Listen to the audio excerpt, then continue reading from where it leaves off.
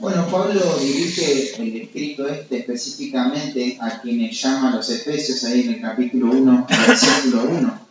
Los llama también, los califica como los santos y fieles. A partir de ahí, este calificativo pasa a tener trascendencia y universalidad a todos los santos y fieles en toda la historia de la redención, ¿no? Entonces estas palabras se extienden hacia nuestro tiempo, hacia nuestra iglesia, aquí y ahora. Lo que ocasiona la carta, lo puedes ver ahí en el versículo 15 del capítulo 1, que fue expresar a los destinatarios esta íntima satisfacción que el apóstol tenía por ver la fe de ellos centrada en Cristo y ese amor práctico para con los santos. Entonces él va a enviar a algunas personas a una comisión apostólica y estas personas tenían que pasar por ahí, así que le van a dejar esta carta y esta va a ser la oportunidad para este cálido saludo. Cuando nosotros vemos la carta, el propósito de Pablo fue describir esa gloriosa gracia redentora de Dios hacia la iglesia. Vas a ver en la carta cómo la iglesia es elevada a un nivel que no lo vamos a ver en otras partes de las Escrituras. De hecho, la carta a los Efesios es considerado como un tratado eclesiológico. Habla de la doctrina de la iglesia de una manera sin igual, ¿no? Y ese es el propósito, es mostrar esa gracia de Dios derramada en la iglesia y cómo esta iglesia recibe esta bendición de Dios y va a bendecir al mundo a través de glorificar al Redentor. Podemos ver a lo largo de la carta cómo Dios lleva adelante los propósitos de redención para su gloria. ¿Y cómo lo hace? Bueno, lo hace conforme usa a su pueblo que Él redimió por su gracia, por su misericordia también. Este pueblo debe afirmarse en su identidad y debe reconocer y estar agradecido a Dios por todas las bendiciones que recibió en Cristo. Y eso lo vas a poder ver en toda la primera sección del capítulo 1 al 3. Dios otorgó salvación a este pueblo. Ahora, este pueblo, además de afirmarse, tiene que comprometerse con lo que es su responsabilidad, y eso lo vas a ver en la segunda parte del capítulo 4 al 6. Claro, es que esto fue diseñado por Dios. Y Dios diseñó así las cosas. Él quiere llevar gloria a su nombre, utilizando a la iglesia para terminar de escribir la historia de la redención. De hecho, la iglesia es la que está comisionada y autorizada para esta tarea. Pero esto no se va a realizar de cualquier manera, porque Dios en su soberanía elige este pueblo, elige usar este pueblo, pero en la medida que este pueblo va avanzando en su proceso de santificación. Y tenemos que decir que este es un proceso de santificación práctica, ¿no? A medida que la iglesia crece y se desarrolla el conocimiento y aplica este conocimiento para luchar contra el pecado, Dios va edificando su iglesia, Dios va trayendo madurez, Dios va añadiendo a la vida de la iglesia a aquellas personas que han de ser salvas, ¿no?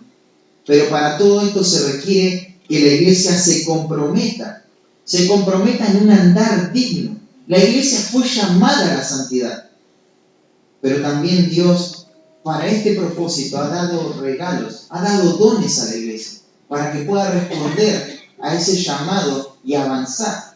Además de los pastores y maestros que Dios dio a la iglesia, también cada miembro posee una medida del don de Dios, ¿no? Esto es para la necesaria edificación del cuerpo. Y es hermoso ver cómo la iglesia es edificada en esa dinámica de los unos a los otros, donde cada uno de los miembros va a servir con gozo al Señor. Y se puede ver el fruto de todo esto. Y nos gozamos al ver una iglesia ferviente que ama y sirve a Cristo. Pero debemos decir que no es tan fácil, ¿no? Que no es tan sencillo en la vida de la iglesia. A veces está esa tentación a abandonar la iglesia. Claro, en la iglesia hay pecadores y por lo tanto hay pecados. Hay cosas que nos van a disgustar y muchas veces eso va a ser la excusa para seguir los deseos que ya están en el corazón. Muchas veces el pecado dentro de la iglesia lo único que va a poner que ya había una determinación a abandonar la iglesia. Y tras ese desvío se van a cargar consecuencias duras para la vida. Claro, Dios y todo ese propósito glorioso y de unir todas las cosas en Cristo parece no importar cuando se toman ese tipo de determinaciones y se da la espalda al Evangelio, ¿no? Solo importa lo que yo quiero, solo importa lo que yo pienso. Y ahí es cuando se deja de luchar contra el pecado. Cuando simplemente nos volvemos a los valores y a las prácticas del mundo.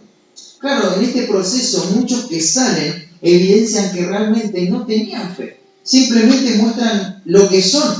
Pero otros creyentes toman malas decisiones. Lo que hacen es afligir su alma.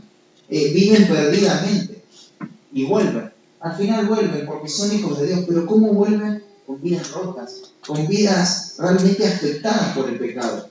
Y todo esto porque no pensaron qué tan malo podía ser probar un poco de la vieja vida. Por eso Pablo es que va a advertir a la iglesia en cuanto a esto. Nunca más debemos vivir de manera mundana. Nunca más debemos volver al lugar de donde hemos sido rescatados. De otra manera sería trágico para nuestras propias almas. Si en esta mañana ya has experimentado las consecuencias amargas de alejarte de Dios, este pasaje va a traer firmeza y va a traer convicción para no abandonar jamás. Quizás vos decís, nunca volvería a la vieja vida. Y quizás sea cierto, nunca vas a hacer las mismas cosas que antes hacías, ¿no? Pero quizás respondes a los mismos patrones. Cambió el ídolo nada más. Ese ídolo que me traía consecuencias amargas ya no lo tengo. Ahora tengo otro que no es tan malo conmigo. Pero el mismo patrón sigue. Así que en esta mañana todos estamos llamados a examinar nuestra vida. Porque ya sea que volvamos al antiguo ídolo o que reemplacemos ese ídolo por otro, esto es volver a la vieja vida. Esto es volver atrás. Y quiero animarte en esta mañana a no volver jamás. Ni a lo que hacías, ni a los patrones que te llevaban en esa dirección. Y sobre todo este mensaje, este texto, quiero en parte dárselo a los que se han bautizado. No vuelvan atrás nunca. Tomen el consejo en esta mañana. Nunca más vuelvan atrás. No retrocedan ni un milímetro en su vida cristiana, porque eso va a ser una tragedia para su vida. Y como iglesia, si es que vamos a avanzar a la unidad de la fe, si es que vamos a hacer una iglesia en la que los dones que Dios dio a cada uno entren en ese dinamismo práctico, activo, y esa manera de avanzar a los propósitos de Dios, no basta con una eclesiología sana. No basta con entender lo que Dios tiene para la iglesia, sino que tenemos que tener un compromiso serio en luchar contra el pecado y no retroceder jamás. Déjame resumirte en una oración la idea central de estos versículos del 17 al 21. Pablo va a exhortar a la iglesia a abandonar toda conducta y mentalidad mundana que contradice lo que somos y lo que hemos aprendido en el Evangelio. Esta es la exhortación de Pablo. Este es el llamado. Sin esto no tendremos nada delante de Dios. Sin santidad no vamos a obtener nada. Se pierde todo fruto. Y Dios diseñó llevar sus propósitos redentivos de esta manera, usando a este pueblo en la medida que este pueblo avanza en su santificación. Es crítico que entendamos esto. Es crítico que hagamos caso a estas palabras en esta mañana.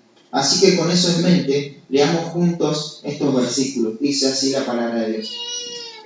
Esto pues digo y requiero en el Señor, que ya no andéis como los otros gentiles que andan en la vanidad de su mente, teniendo el entendimiento entenebrecido, ajenos de la vida de Dios por la ignorancia que en ellos hay, por la dureza de su corazón, los cuales, después que perdieron toda sensibilidad, se entregaron a la lascivia para cometer con avidez toda clase de impureza.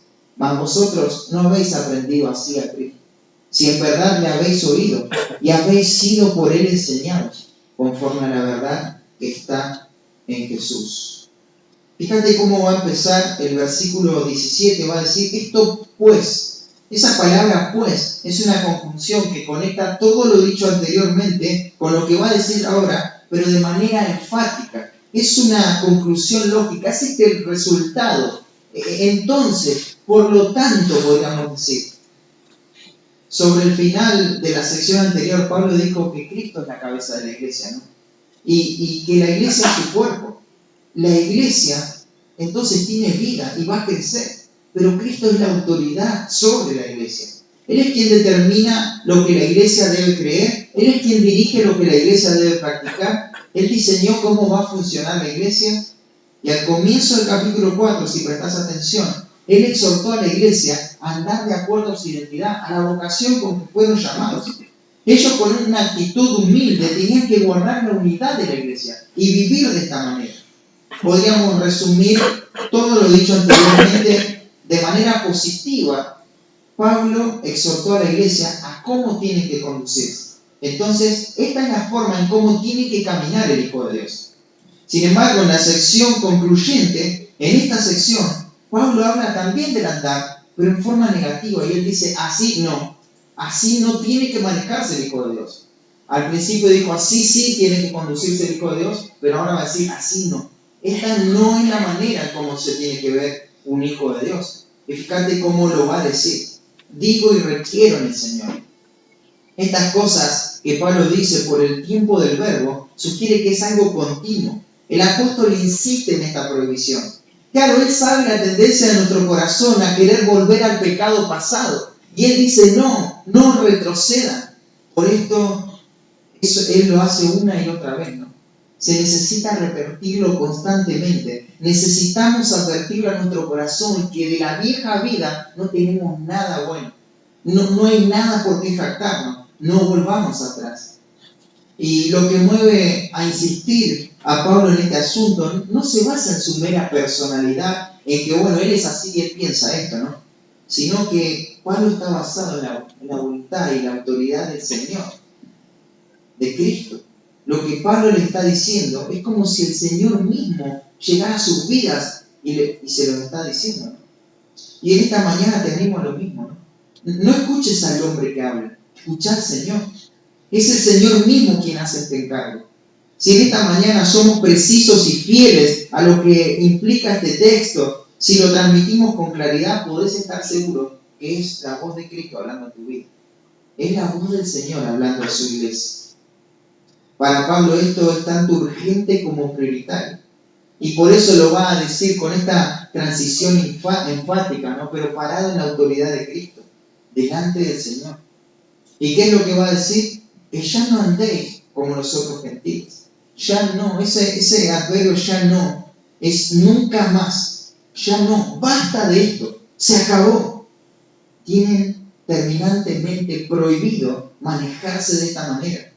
Siendo que la iglesia en Éfeso no estaba integrada solamente por judíos, sino también por gentiles. Pablo se refiere a los otros gentiles como las personas que no conocen a Dios, los no regenerados, los impíos, ¿no? Los no creyentes. La iglesia no debe conducirse a la manera del mundo. A esto se debe poner un alto. Ya no vivan así. Claro, lo que Pablo está haciendo es marcando esta prohibición.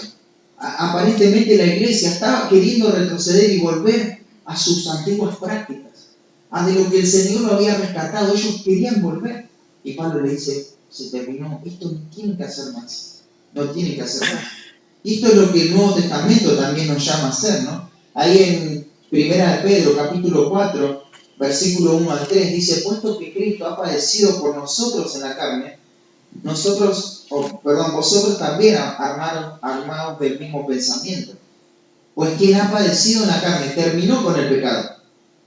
Y fíjate, presta atención a esto, para no vivir el tiempo que resta en la carne, conforme a las concupiscencias de los hombres, sino conforme a la voluntad de Dios. Y el versículo 3 es el mismo adverbio en el texto original. Es ya no, baste ya el tiempo pasado para haber hecho lo que agradaba a los gentiles, andando en lascivias, en concupiscencias, en embriagueces, en orgías, en disipación y en abominables idolatrías. Ya no, baste ya. Ya es suficiente con una vida desperdiciada, lejos de Dios. Ahora que tenemos a Cristo, no podemos seguir ese mismo camino de disolución. Pablo en Romanos 6:6 va a decir a fin de que no sepamos a pecar. Y es la misma expresión, ya no sepamos a pecar. El cuerpo del pecado fue destruido. El viejo hombre fue crucificado. Ya no tenemos que servir al pecado. Y acá, volviendo a Efesios, él dice, esto pues digo y requiero en el Señor. No hagan esto porque yo simplemente se lo estoy diciendo. Hagan esto por amor a Cristo, quien los salvó. Él se entregó por ustedes para rescatarlos de esta esclavitud del pecado. Hagan esto por Él. Esto se lo pido en el Señor. Es un testimonio que les doy en el Señor. Apelo a Cristo para decirle lo que les estoy diciendo. Dejen esa vida inmoral. No vuelvan a esa vida injusta delante de Dios. Por amor a Cristo, no vivan más de manera mundana. Por el bien de sus almas también. No incurran más en la vieja vida. No tienen nada, pero nada que captarse de su antigua vida. No hay algo que puedas recordar y que eso te pueda causar un gozo porque eso tiene algo eterno. No hay nada para rescatar, absolutamente nada. Entonces, de ninguna manera vivan como antes. Y el título de la predicación en esta mañana quiere rescatar esa idea central, ¿no? Esa idea básica, y es: nunca más vivan así como el mundo. Nunca más vivan así. Si hay algo con lo que te tenés que quedar en esta mañana es con esto: nunca más vivan como el mundo. Y vamos a ver 5 razones de por qué no hay que vivir así. Nunca más. Nunca más vivan así, porque ellos, o sea, el mundo, persiguen lo que no posee valor eterno. Dicen que andan en la vanidad de su mente. El mundo anda así. El mundo se conduce en una esfera vacía. Esto es donde caminan ellos, en lo hueco, en lo carente de contenido y sustancia. Claro, el predicador en Eclesiastés capítulo 1, versículo 2 dijo que todo es vanidad. Y este pensamiento también lo va a tomar Pablo en Romanos 8:20, cuando dice que toda la creación está sujeta a vanidad. Hay vanidad. Vanidad se refiere a algo hueco, a algo vacío. El mundo anda en vanidad, en la vanidad de su mente. Los pensamientos de los hombres son vacíos. Ahí en Salmo 94:11 dice que Jehová conoce los pensamientos de los hombres, que son vanidad. Pero te animo en tu casa a leer todo el Salmo 94 y te vas a dar cuenta por qué es esta conclusión. Al final son vanidad los pensamientos de los hombres. Claro, esto no significa que el hombre no sea inteligente, que no sea capaz de emprender grandes proyectos o hazañas en esta vida. Lo que significa la vanidad de su mente es que sus pensamientos están vacíos y carentes de los propósitos de Dios. ¿Te das cuenta todo lo que quiere transmitir el propósito de la carta a los Efesios? No hay nada de eso en el corazón humano, en la mente humana. Ellos no piensan en nada que trascienda en esta vida. Todo lo que ellos buscan se termina acá. La mentalidad mundana nunca va a ser algo acepto delante de Dios. Sus fines son terrenales. Sus pensamientos son sutiles, ¿no? Ellos persiguen una ilusión. Van en busca de cosas pasajeras, como por ejemplo lo material, acumular lo que más se pueda en esta vida. O por ejemplo el prestigio, la gloria personal. Pero sus pensamientos no apuntan para nada a lo eterno. No buscan algo externo, algo que tenga sustancia. No piensan cómo ser útiles en los propósitos eternos de Dios. No están buscando la manera de echar mano de la vida eterna, como Pablo exhorta a Timoteo en el capítulo 6, ¿no? Sus prioridades se ajustan ¿a qué? A sus deseos personales. Esto deseo y esto va a ser mi prioridad. Correr como el mundo en sus pensamientos no va a traer crecimiento a la iglesia, porque esto es vano. No hay nada relevante para la eternidad acá. Nada que te proponga el hombre tiene sustancia de salvación eterna. Nada que ofrezca el hombre y en que vos confíes te va a traer algo significante. En Salmo 146:3 dice: no confíes en los príncipes, ni en el Hijo del Hombre, porque no hay en él salvación. No hay nada en el hombre. ¿Y por qué? Pues sale su aliento y vuelve a la tierra, y en ese mismo día perecen sus pensamientos. No trasciende. Es como lo dice Santiago, como lo dice Pedro, como lo dice Isaías, ¿no? ¿Qué es el hombre? Como la hierba del campo. ¿Y qué es la gloria del hombre? Como la flor de esa hierba, ¿no? Que sale el calor, el sol con calor abrasador, la flor se seca, la hierba se seca, su flor se cae y perece su hermosa apariencia. No es nada. La gloria del hombre no es nada. Nadie se va a acordar absolutamente de nadie, porque no trasciende la gloria de este mundo. Sus pensamientos son vanos. Y este es el punto de partida para la vida espiritual. Está en la mente. En la mente tenemos que cultivar una mentalidad bíblica, valga la redundancia, ¿no? Tenemos que cultivar una mentalidad bíblica, porque ahí es donde ganamos las victorias, ganamos las batallas o perdemos las batallas. Ahí es donde obedecemos o dejamos de obedecer. Es en la mente. Debido a que la pecaminosidad del hombre fluye a partir de una mente reprobada, la transformación también tiene que comenzar en la mente. El cristiano es intelectual antes de ser experimental, ¿no? Antes de ser práctico tenemos que entender qué es lo que tenemos que hacer. Es nuestro pensamiento lo que nos hace considerar el Evangelio y nuestro pensamiento lo que nos hace creer en los hechos históricos y las verdades espirituales del Evangelio. Por esa razón, el primer paso del arrepentimiento es un cambio de mente. Es pensar algo diferente a lo que yo era, a lo que yo soy, y tener otro concepto muy diferente a lo que es Cristo. Empieza en la mente. Claro, no termina ahí, pero este es el punto de partida. Y este es el punto de partida para perder o para ganar en la fe. El mundo vive de esta manera y ellos piensan en lo vano, en lo vacío. No les interesa la gloria de Dios. Todo se remite aquí y ahora. No ponen cuidado en su alma, que es eterna. En lo que es, ellos tienen un alma que es eterna. O van a vivir eternamente o van a morir eternamente. Pero tienen eso que es eterno y no prestan cuidado de ello. Tampoco les interesa la palabra de Dios, que es eterna. No abrazan la palabra de Dios como la verdad absoluta que puede transformar sus vidas. No les interesan mucho menos los propósitos de Dios. Como hijos de Dios, nunca más debemos vivir así. Claro, esto era antes por nuestra condición también. Hasta que el Señor abrió nuestros ojos, pudimos entender el Evangelio y aquellas cosas que menospreciaban cobraron valor en nuestra vida, ¿no? Las amamos y vemos la palabra de Dios como algo precioso, como algo deseable, lo va a decir el Salmo 19. Nunca más debemos vivir en ese menosprecio por las cosas que sí tienen sustancia. ¿Estamos pensando en lo eterno, hermanos? ¿Estamos pensando en el Señor? ¿Estamos cultivando una mentalidad bíblica? ¿Cuáles son nuestras aspiraciones? ¿Qué es lo que más nos gustaría alcanzar? ¿Qué cosas debemos determinar para cultivar una mentalidad que apunte, piense y viva para lo eterno? Quizás tiene que ver cómo invertimos nuestro tiempo o cómo utilizamos nuestros recursos, no lo sé, pero ¿qué es lo que tiene que pasar? Cada decisión, hermanos, que ustedes tomen, a partir de ahora, pensá cómo esto va a afectar la eternidad. Cada etapa o cada paso que vayas dando en tu vida, sé consistente en cómo eso va a dar gloria a Dios. No tomes decisiones al azar. Forzá tu mente y tu corazón a pensar en el Señor. Claro, para no vivir como vive el mundo, tenemos necesariamente que escapar de una mentalidad mundana, ¿no? Y todas aquellas cosas que alimentan nuestro corazón hacia eso. No podemos ver las cosas de la misma manera. Entonces, esta es la primera razón. Nunca más vivan así, porque ellos persiguen lo que no posee valor eterno. Pero en segundo lugar, porque ellos están perdidos en su ceguera espiritual. El mundo camina a ciegas, está totalmente perdido.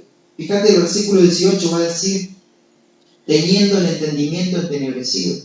Tienen oscuridad en sus mentes. Son incapaces de entender la verdad de Dios. Están de manera permanente en esta oscuridad. Así se encuentran hoy, pero el tiempo verbal de esta palabra sugiere que esto es la consecuencia de algo que se terminó en un punto en el pasado. Decidieron vivir así y ahora están recibiendo esas consecuencias. Entonces hubo un momento en que determinaron pensar y vivir de esta manera, rechazar el Evangelio.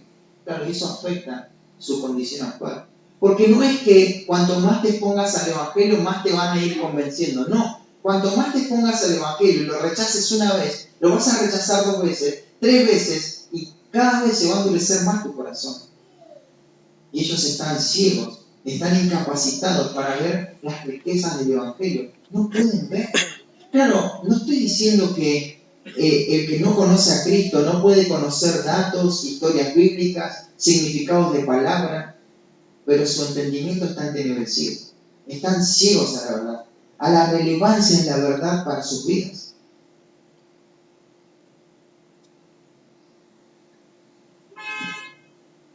Y esto caracteriza al hombre natural, ¿no? Al hombre no regenerado. Él no puede percibir las cosas que se van a discernir espiritualmente. Y claro, vos decís, no puede entender que le falla la mente. No le falla nada. Sus sentidos están bien. Él, después de escuchar lo que propone la Escritura, dice, no, esto es una locura, es un fanatismo total. Ahí es donde se gesta la incredulidad. Porque esto no cobra relevancia. Él nos dice, esto es lo que enseña la Escritura, entonces estoy perdido porque no estoy viviendo de acuerdo a como la Escritura lo demanda. Eso es arrepentimiento, eso es la obra del Espíritu Santo. Pero tener una mente entenebrecida es rechazar esto. No debe ser tan así. Sí, esto dicen en la iglesia, pero así no debe ser tan exagerado. Ya no vivan así. Nunca más, cuando escuchen la Escritura, tengan una mente nublada, una mente oscura. Cada vez que las implicaciones del texto son claras y directas a sus vidas, tomen la determinación de vivir de esa manera. El mundo está ciego, ¿no? Una forma en que se puede ver esto es ver personas que llegan domingo tras domingo, año tras año, y bueno, escuchan la palabra, qué lindo todo, suena todo muy bien. No pasa nada en sus vidas. No pasa nada, no hay cambios. Puede emanar verdad tras verdad, prescripciones, mandamientos, admoniciones, órdenes exclusivas y directas para nuestras vidas, ¿no? Pero como resultado de eso, nada. Será como mostrarle un hermoso paisaje a una persona no vidente, a una persona que no tiene la capacidad de ver. Como creyentes, lo menos que debe pasar cuando escuchamos la verdad de Dios es admirar esa verdad, es amar esa verdad profundamente. Esto tiene poder para cambiar nuestra vida. Esas verdades pueden determinar nuestra eternidad. Muchas veces como creyentes, no es que estemos ciegos, ¿no? Sino que estamos dormidos. Y no alcanzamos a dimensionar la palabra, la relevancia que la palabra de Dios tiene para nuestra vida. Hermanos queridos, hermanos amados, es hora que despertemos a la verdad de Dios, que dejemos ese letargo espiritual y empecemos a ver. Antes de Cristo estábamos ciegos y era normal que no viéramos la gracia del Evangelio, era normal eso. Pero ahora que no estamos ciegos, parece que nos cuesta ver los ojos. Parece que la verdad pasa, desfila delante de nosotros y no hay nada, ¿no? Hermanos queridos, hay cosas de importancia eterna que necesitamos prestar atención. ¿Hasta cuándo vamos a estar así? Permitidme usar esta ilustración de Proverbios 6:9 que dice, perezoso, ¿hasta cuándo has de dormir? ¿Cuándo te levantarás de tu sueño? ¿Qué más tiene que pasar en nuestra vida para tomar conciencia que lo que Dios dice es verdad? ¿Qué más tiene que ocurrir? ¿De qué manera más se tiene que explicar la verdad para poder obedecerla? Romanos 13, 11 y 12 dice, y esto conociendo el tiempo, que ya es hora de levantarnos del sueño, porque ahora está más cerca de nosotros nuestra salvación que cuando creímos. La noche está avanzada y se acerca el día. Desechemos pues las obras de las tinieblas. La misma palabra, ¿no? Oscuridad, entenebrecimiento, y vistámonos de las armas de la luz. Nunca más debemos vivir así en esa oscuridad. Nunca más debemos minimizar la verdad de Dios, entenebrecerla. Nunca más debemos ver que lo que Dios ha revelado como algo que no tiene valor para nuestra vida. Nunca más, nunca más. Ellos son los que están en la oscuridad, no nosotros, ¿no? Claro, vivimos en un mundo que está en tinieblas, pero tenemos la verdad de Dios que alumbra nuestro andar. En Proverbios 4:19 dice que el camino de los impíos es como oscuridad. No saben en qué tropiezan. No saben en qué tropiezan.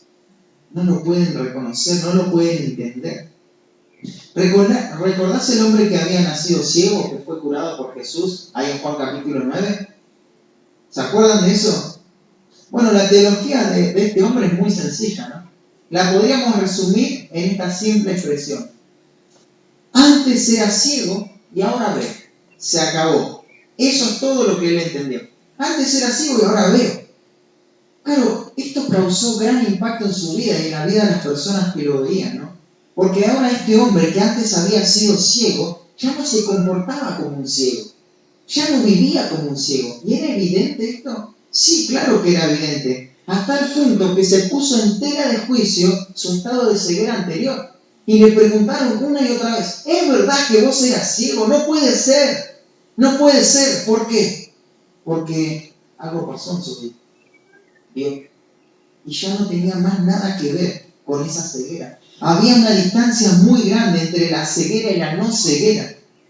Y esto se tiene que filtrar en nuestra vida. Esto es lo que tiene que pasar en nuestra vida. Tiene que haber una distancia muy grande. Cuando vivíamos ciegos de la verdad de Dios, de las riquezas y la gracia del Evangelio, ahora que lo podemos ver con claridad. Nuestras inclinaciones, nuestros deseos, nuestras prioridades, nuestras búsquedas tienen que ser otras, completamente diferentes, ¿no? Tenemos que pensar, no voy a hacer esto, porque claro, antes era ciego y antes lo hacía. Pero ahora que veo, puedo entender todo lo que esta acción representa y la profundidad que este pecado tiene y lo que esto puede acarrear. Ahora voy a hacer esto porque antes, aunque menospreciaba estas prácticas, ahora lo voy a hacer porque sé de la magnitud eterna que representa esto. Ahora veo, es la noche y el día así de diferente. Cada decisión que tomes, examinarla con claridad, a la luz de la palabra de Dios. No vivas así, lo vas a lamentar. Entonces, nunca más vivan así. En primer lugar, porque el mundo persigue lo que no tiene un valor eterno. En segundo lugar, porque ellos están perdidos en su ceguera espiritual. Pero en tercer lugar, porque se mantienen distantes de las cosas de Dios. Esto es tremendo. Dice, ajenos de la vida de Dios. Pablo va a utilizar la misma palabra en el capítulo 2 para referirse a los creyentes antes de conocer a Cristo. Y te lo cito, dice, en aquel tiempo estabais sin Cristo. No tenían a Cristo. Alejados, esta es la misma palabra en el texto original, ajenos, alejados de la ciudadanía de Israel y ajenos nuevamente a los pactos de la promesa. Y esto es triste. Sin esperanza y sin Dios en el mundo. No tenían nada. No tenían nada. Ellos están alejados de la vida de Dios. Hermano querido, escuchar estas palabras porque a mí me costó entender la dimensión que esto tiene. Pero cuando lo entendí, me humilló profundamente. Ellos están alejados de la vida de Dios, alejados de la vida de Dios. Te pregunto, ¿puede haber algo más triste para la vida de una persona que está alejado de la vida de Dios, del Dios vivo? Esta es la misma condenación. No hay nada más dramático que esto, que estar lejos de Dios. Claro, no lejos en el sentido de que Dios es omnipresente, Él está en todo lugar, pero no poder gozar, mantener distancia con la presencia de Dios, es estar lejos de la vida de Dios. No pierdas la dimensión que esto tiene, porque la Biblia, cuando habla de lejanía en cuanto a Dios, es condenación. Acompáñame ahí en tu Biblia a 2 de Timoteo, a 2 de Tesalonicenses, capítulo 1.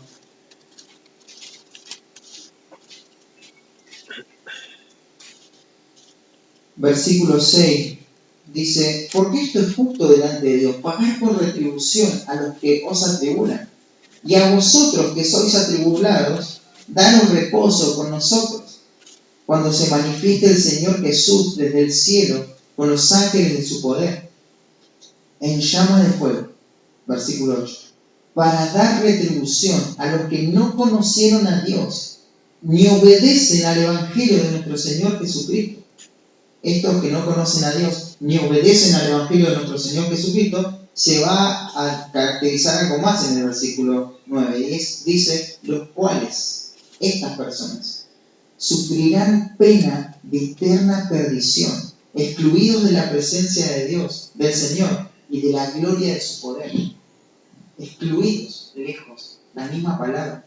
No pueden gozar de la vida de Dios. ¿Sabes qué es lo que hace que el infierno sea un infierno en realidad? No es el fuego, no es el gusano que nunca muere, no es el humo que sube por los siglos de los siglos. es que no se puede gozar de la vida de Dios. La vida de Dios. Él es vida en sí mismo. Él es la fuente de la vida. Estar lejos de Él es morir. Ahora que estamos en Cristo, ya no tenemos que mantener esta distancia. Es lo peor que nos puede pasar.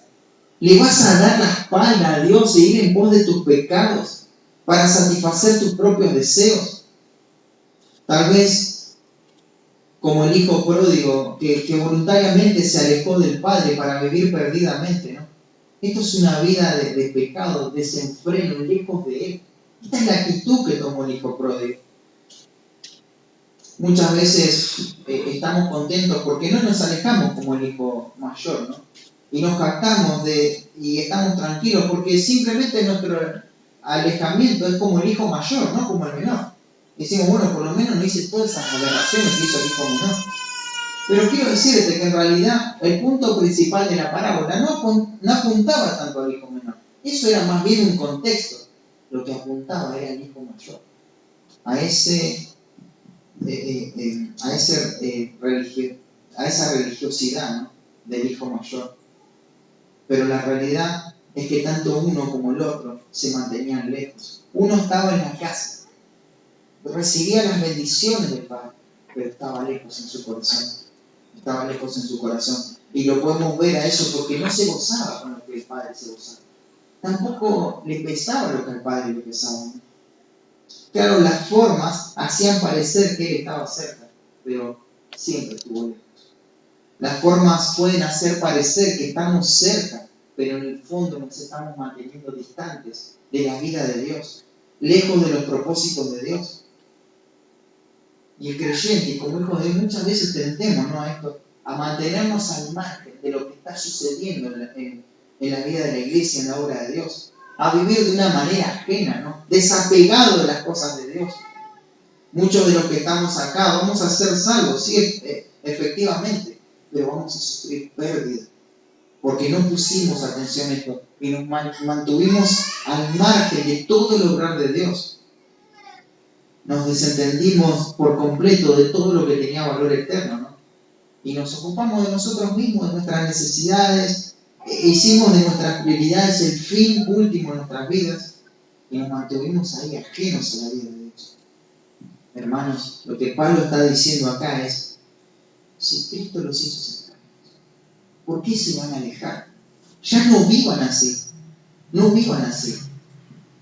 No podemos transitar en esa dirección, ¿no? ¿Y por qué se presentan estas distancias? Fíjate, volviendo ahí a Efesios, lo va a decir el versículo, dice, por la ignorancia que en ellos hay.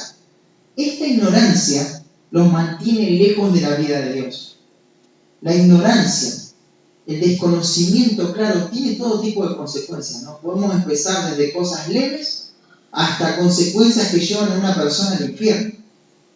Y esta ignorancia no tiene que ver tanto por esa falta de acceso a la verdad de Dios, sino más bien con no querer saber nada acerca de la verdad de Dios y tener esta resistencia en el corazón cuando escuchamos la voz de Dios. Podemos estar por años sentados ahí en esa silla, ocupando esa silla, escuchando la predicación fiel, ir a infinidades de conferencias, incluso tomar cursos de hermenéutica para entender mejor la verdad, estar expuesto una y otra vez a la palabra. Sin embargo, mantenernos en esa ignorancia crónica. Y esto, claro, no tiene que ver con una falta de capacidad para poder concentrarnos. No puedo centrar mi atención, o no puedo retener, no puedo memorizar. No responde a eso. La ignorancia de la que Pablo está hablando acá responde a la dureza del corazón, porque dice, por la ignorancia que en ellos hay, por la dureza de su corazón. Esta ignorancia tiene exclusivamente que ver con la dureza del corazón. Hermanos queridos, cuando nuestro corazón comienza a endurecerse por el pecado, pronto vamos a ser ignorantes a la verdad de Dios. No vamos a saber nada de Dios. Y eso es mantener distancia. Mantenernos ignorantes. Eso es ser distante de Dios. Claro, acá tenemos implicaciones tremendas, ¿no?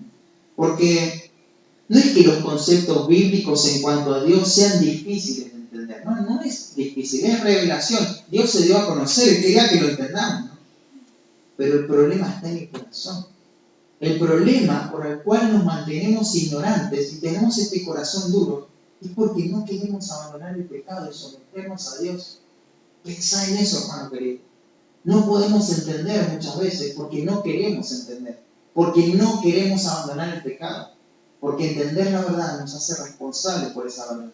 Y prefiero ni escucharla para no tener que cargar con las consecuencias de no obedecer esa verdad. Entonces, vemos que el mundo está así, lejos por la ignorancia, porque tienen un corazón endurecido, pero muchas veces como pueblo de Dios también somos ignorantes, ¿no? Y mantenemos una forma externa de cercanía, pero no estamos cerca. Le echamos la culpa a nuestro intelecto, es que no puedo entender, es mentira, es la dureza del corazón. No queremos esforzarnos, estamos cómodos así como estamos. Estamos en nuestra zona de confort, ya aprendimos a hacer algunas prácticas evangélicas y no queremos crecer más. Eso endurece el corazón, no lo hace receptivo a la verdad, lo hace poco enseñable y eso mantiene una distancia.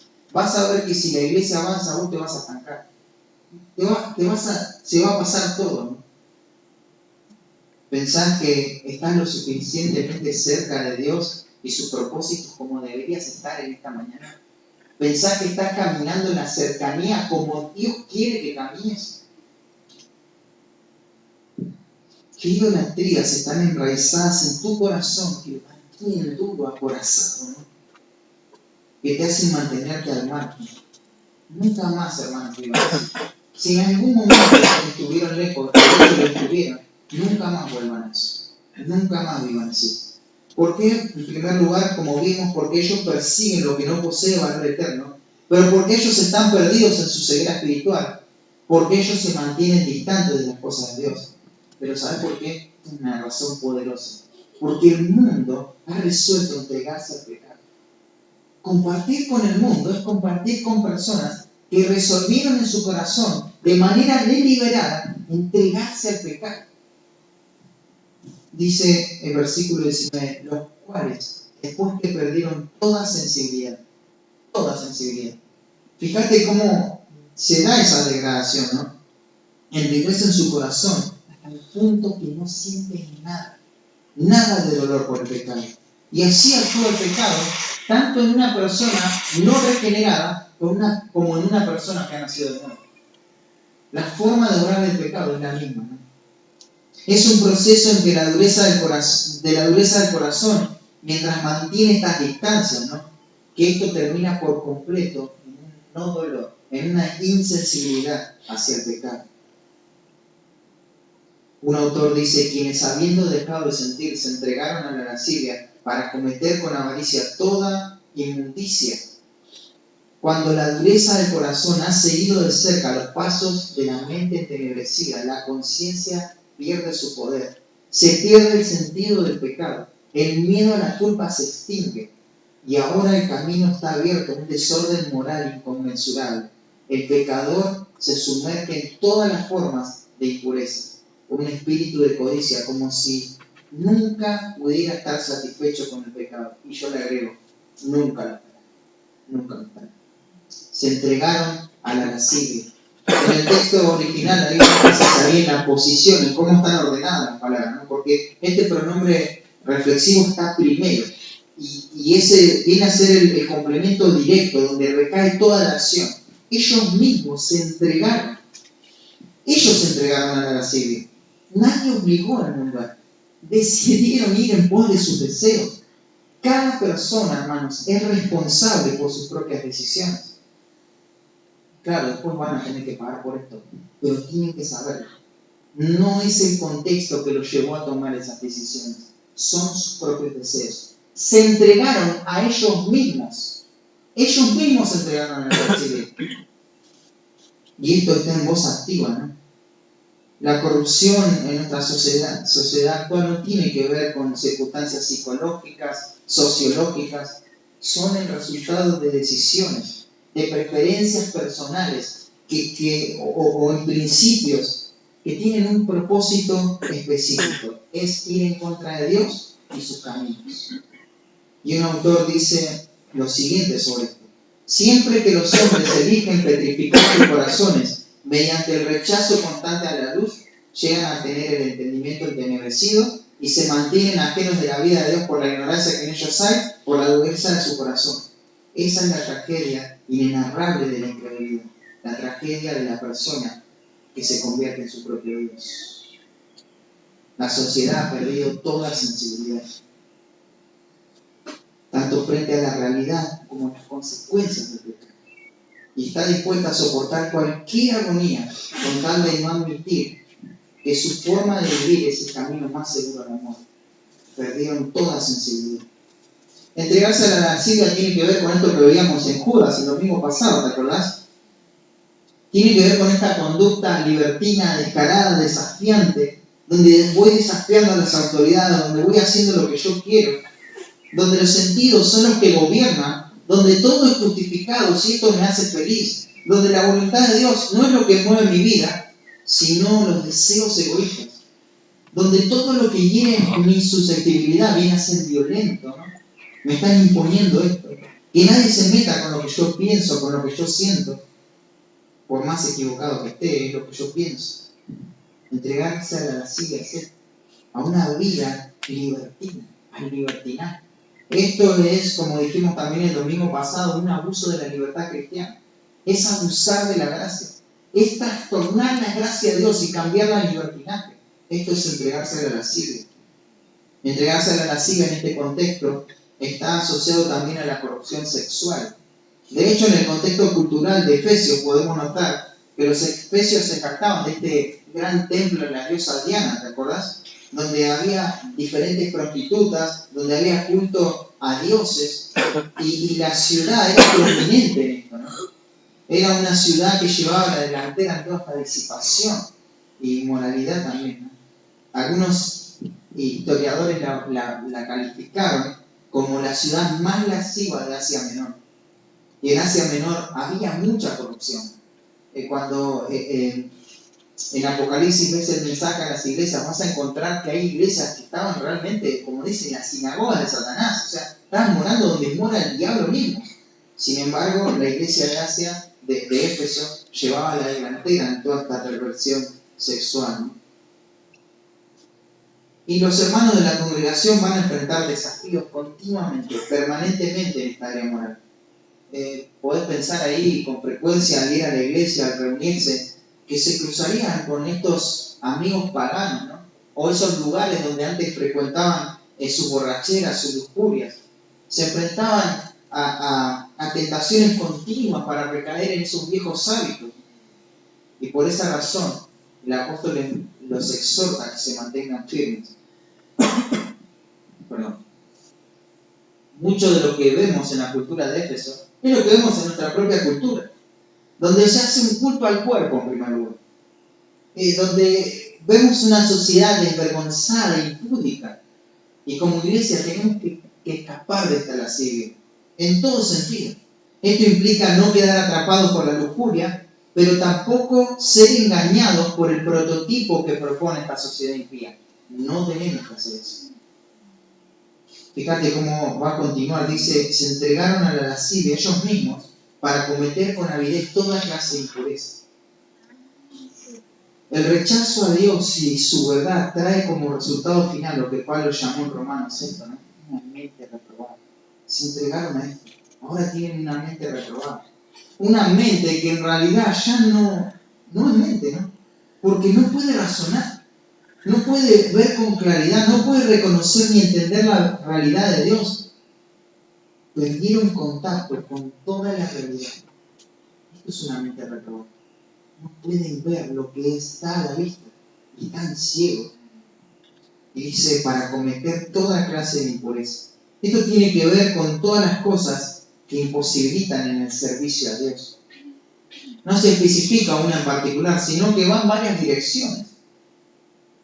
Pero todo este desenfreno tiene un solo fin, es la destrucción. Ellos han resuelto entregarse al pecado. Y esto se puede ver progresivamente en personas dentro de la iglesia, ¿no? Lo que antes causaba dolor ya no duele, no lastima. Lo que antes era confesado ahora es ocultado. Después que se perdió toda vergüenza por el pecado, ya siento que no tengo que darle explicaciones absolutamente a nadie por mis decisiones. Y Esta es una implicación de esta vida libertina, ¿no? No rendir cuentas a nadie.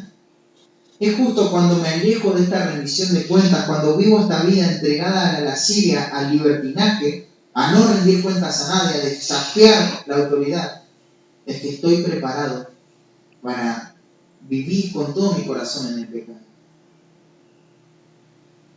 ¿Vives una vida libertina? ¿Siguiendo solo lo que te hace sentir bien? ¿Le rindes cuentas a alguien por tu vida espiritual? ¿Alguien sabe los pecados que están luchando o están ahí en el anonimato? ¿Sabes? Si hay algo que fortalece el pecado en nuestro corazón, es dejarlo solo, es dejarlo en el abandono, que nadie se entere. Eso es lo mejor que le podemos hacer al pecado. Pero si lo odiamos y lo queremos matar, lo tenemos que exponer, porque esa es una forma de matar el pecado. Nunca más vivan así, porque el mundo persigue lo que no posee valor eterno. Porque ellos están perdidos en su ceguera espiritual. Porque ellos se mantienen distantes de las cosas de Dios. Porque ellos han resuelto entregarse al pecado. Quiero hacerte una pregunta. ¿Ya resolviste entregarte al pecado? Capaz vos decís, no es que quiero pecar, pero quiero hacer esto. Bueno, eso es pecado. Si es pecado y eso está en tu corazón, abandoná eso. Abortá esa decisión. Pero por último, ¿por qué nunca más vivan así? Porque es contrario al modelo que aprendimos de Cristo. Dice el versículo 20, mas vosotros no habéis aprendido hacia Cristo. Esto no se remite solo al hecho de la conversión, sino que va más allá, ¿no? La forma del sustantivo de la expresión, perdón, la forma sustantivada de la expresión habéis aprendido es macetes. Capaz no te suena, pero si yo te digo discípulo, sí te suena. Bueno, es una forma de ser discípulo. Es lo que se traduce como discípulo. Y claro, dice, así no habéis sido discipulados a Cristo, no habéis sido enseñados a Cristo así. Tiene que ver no solamente con que se les predicó el Evangelio, el plan de salvación, sino que es la enseñanza de Cristo. Y esto lo puedes ver en el capítulo 4, en el versículo 13 dice, hasta que todos lleguemos a la unidad de la fe y el conocimiento del Hijo de Dios. Es el conocimiento del Hijo de Dios. El versículo 15 dice, sino que siguiendo la verdad en amor, crezcamos en todo, en aquel que es la cabeza. Esto es Cristo. Aprendieron así a Cristo. Nuestro objetivo como discípulos es conocer más a Cristo. ¿Te acordás cuál era la meta de Pablo? A fin de conocerlo. Quería conocer a Cristo. Este tiene que ser nuestro objetivo. Acá no tenés una disolución del mensaje, ¿no? Bueno, ¿de qué manera podemos hacer que este discurso no suene tan mal y que sea atractivo a las personas que están escuchando? ¿Cómo podemos ir incorporando en nuestra enseñanza algunas que otras verdades acerca de Jesús, como para que ya les vaya quedando ahí? Es más, ni siquiera dice que aprendieron cosas acerca de Cristo, sino que aprendieron a Cristo. O sea, es Cristo mismo. Esto no es una enseñanza diluida, esto es algo puro. Hermanos, esto es el discipulado. Mostrar a Cristo, y todo lo que eso trae para nuestra vida. No es que es un evangelio donde el hombre es el protagonista, donde las experiencias, sus sueños frustrados, las cosas que tenemos en común, que cargamos, no. El evangelio es cristocéntrico. Aprender a Cristo. En otras palabras, Pablo podría decir, cuando estuve con ustedes, no soy el mensaje del evangelio, ni sus implicaciones. Lo que ustedes recibieron fue a Cristo. Fueron expuestos a Cristo mismo. Es con Cristo todo. Un autor dice que la evangelización no es un discurso para entretener a quienes por no saber nada o saber muy poco de la verdad bíblica deben ser llevados a las simplezas, a experiencias subjetivas, narraciones extrabíblicas que dispongan a hacer una decisión por Jesús. El pecador perdido debe enfrentarse con la realidad de su pecado, tal como lo expresa la Biblia, con la situación personal en que se encuentra a causa del pecado y con la condenación eterna que es el resultado del pecado, para abrir delante de él la obra realizada por el Salvador, llamando a la fe y al arrepentimiento. Esto es lo que pasó en la vida de estas personas, ¿no? Nadie les mintió. Nadie les rebajó el Evangelio para que acepten y después, bueno, vamos viendo cómo se pueden comprometer. No les dijeron, vení a la iglesia y después vamos a ver qué pasa con tu pecado. No. Todo lo que les fue enseñado es contrario a una mente vana, a un entendimiento entenebrecido, a mantenerse distante, ignorante y endurecido de Dios. En el Evangelio se les llamó a renunciar a una vida de pecado, a abandonar el pecado de su corazón. Y fíjate la condición, ¿no? Si en verdad le habéis oído. Si de verdad ellos prestaron atención a la instrucción, ahora tienen que rendir cuentas en sus vidas y no vivir una vida contraria a la enseñanza de Cristo. Si en verdad le habéis oído y habéis sido por él enseñados. El texto griego dice, en él enseñados. Todo lo que los apóstoles aprendieron de Cristo, ellos enseñaron a la iglesia. También lo vimos en Judas esto, ¿no? Pero fíjate, dice, conforme a la verdad. Nuevamente, fueron enseñados conforme a la verdad. Claro, sin la verdad no tenemos nada. Mucho podríamos decir acá y hacer una predicación más de esta sola frase, ¿no? Pero ten esto en mente. La iglesia es depositaria de la verdad. Pero la verdad no deriva de la iglesia en sí misma, ¿no? Sino que viene de Cristo. Fuera de lo que Cristo dice, la iglesia no tiene ninguna autoridad en sí misma. Pero si una iglesia se para sobre la verdad que está en Jesús, entonces es una iglesia bendecida por Dios. Hasta el mismo apóstol Pablo. Esto digo y testifico, y invoco en el Señor, en Cristo. Hermano querido, no vivas más en contra del modelo que tenemos en Cristo. No contradigas con tu vida todo lo que has aprendido de Cristo. Si profesaste el Evangelio, viví conforme al Evangelio. No contradigas el Evangelio, porque esto es vivir en la vieja vida. Esto es retroceder. ¿Cuánto esto trae para nuestra vida? ¿No? ¿Cuánto desafío? ¿No? Pensás que el Evangelio no fue un momento en el cual solamente lo simplificás en aquella tarde, mañana o noche en la que dijiste una oración. No, te comprometiste a abandonar el pecado, a darle la espalda al mundo, a vivir para Dios, porque en el Evangelio a eso te llamó el Señor. Y vivir ahora en el pecado, retroceder, tener una mentalidad mundana, un entendimiento entenebrecido, una vida distante de las cosas de Dios, eso es muy práctico. Eso contradice el Evangelio que profesamos. Contradice porque no está la misma persona. Lo que hacemos con nuestra vida, hermanos, es no contradecir la doctrina, sino, como dice Tito, adornar la doctrina que hemos recibido. De otra manera, estaríamos tirando a la basura todo lo aprendido, empezando por el Evangelio. No tires a la basura todo lo que aprendiste de Cristo. En conclusión, no vuelvas atrás, no vivas como solías vivir. Si lo haces, el pecado te va a llevar más lejos de lo que alguna vez quisiste desviar. Te va a mantener más tiempo de que alguna vez quisiste quedarte en el pecado. Y te va a costar más caro de lo que pensaste que pagarías. El pecado no trae nada bueno. Nunca más vivan así. Nunca más vivan así. Pablo exhortó a la iglesia y nos exhortó a nosotros también a abandonar esa conducta, esa mentalidad mundana que contradice lo que somos y lo que hemos aprendido en el Evangelio. Y las razones son porque el mundo persigue cosas malas.